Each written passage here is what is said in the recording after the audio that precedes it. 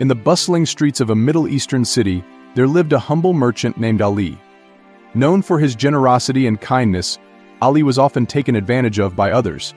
Despite facing hardships, he maintained a steadfast faith in his religion, Islam. One day, Ali encountered a wise old man who noticed the toll that Ali's excessive kindness was taking on him. The old man approached Ali and said, "Brother, being kind is commendable, but remember, even the most beautiful roses have thorns. You must learn to protect yourself from those who seek to exploit your generosity." Reflecting on the old man's words, Ali realized the importance of setting boundaries. He understood that being kind didn't mean allowing others to walk over him. With newfound wisdom, Ali began to strike a balance between kindness and self-preservation.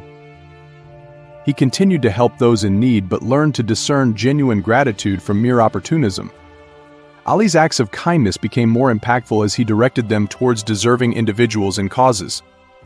Through his journey, Ali exemplified that true kindness encompasses both compassion and wisdom.